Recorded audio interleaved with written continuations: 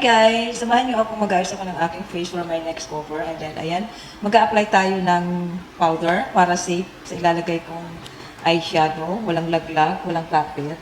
Ayan. And as you can see, my face, you know, this is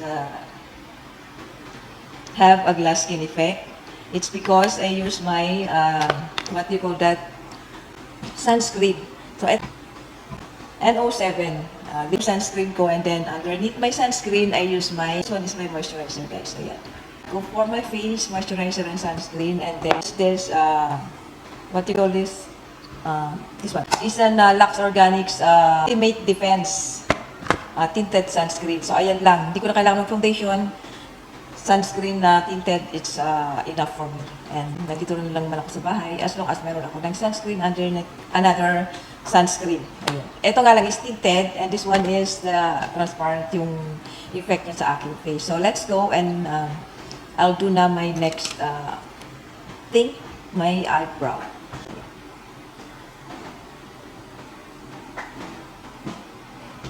Ganyan lang kasimple ako mag-eyebrow, guys.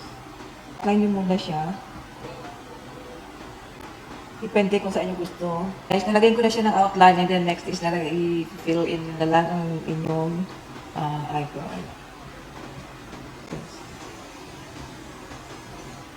And then brush para spread the product. And that's it. And then may nilalagay din ako guys dito. Pag nagka-eyebrow ako. May nilalagay ako dito guys. So, here's now my final with my eyebrow. Ayan. May nilalagay ako dito sa aking eyebrow, guys. Para ma-maintain niya yung shape niya. So, you have to apply brow mascara. Ito yung kailangan yung ilagay. Lalo na pag medyo makapalang yung mga brow. Para hindi titikwas yung mga hair nyo sa inyong brow. Meron siyang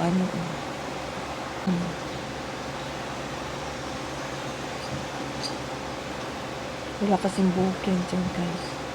Okay. So, re-apply nyo ulit yung if ever meron kayong ganyan problem sa inyong brow, re-apply nyo yung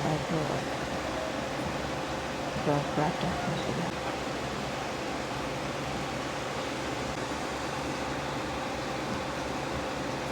And then, maglalagay ako nito, guys, eyeshadow primer. Para kumapit ang yung i-apply ng eyeshadow. At ma-enhance din yung shape. Kasi may mga eyeshadow na hindi siya ganun ka-pigment. Yung niya, yung shade color. So, para ma-enhance, mag-apply kayo ng eye primer before applying eyeshadow. Ayan. Ito yung gagamitin kong eyeshadow. Kasi siya doon sa gagamitin kong sa aking outfit. Ito ang gagawin kong base, yung pinaka-lighter shade.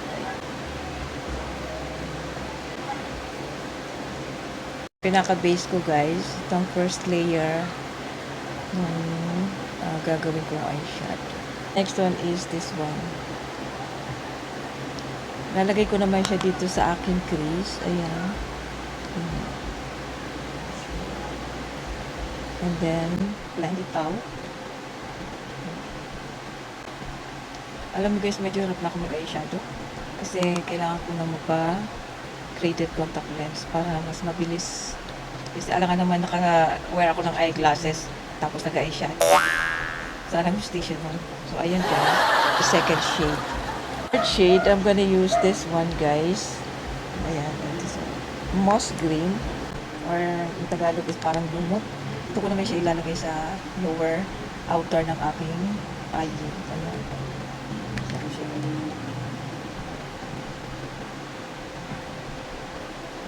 So, ganyan lang siya guys. Next is, ang ilalagay ko naman is darker brown. Ayan. So, ilalagay ko naman siya dito sa outer corner.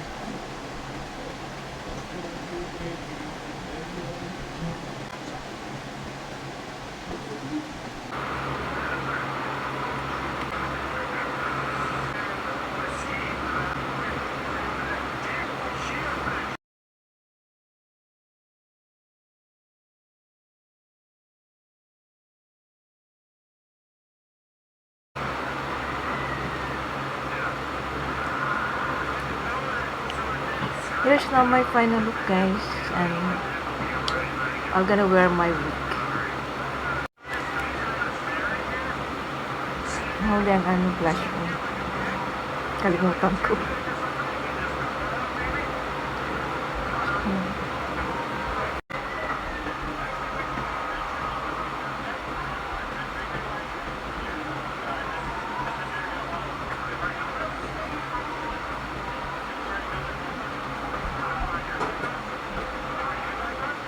Precision formula. Kaya kung dala-dala kasi on the go, hindi mo na kailangan ng pinag so, pwede mo rin siyang i-apply to your fingertips. And easily you can blend on your skin. So that's it, guys. So guys, here's now my final look and then my outfit for my cover for today. For today's video, I am good. I'm gonna wear my wig. I am guys preparing for my cover. Let's start.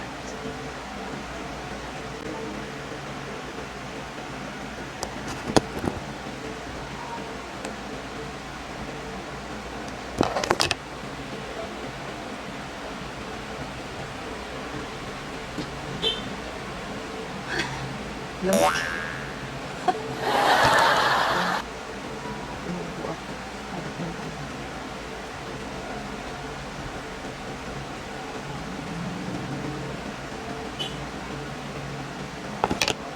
Okay, that's it. Ayan. Sabi din yan sa pang-video ng bangs. Okay, bye.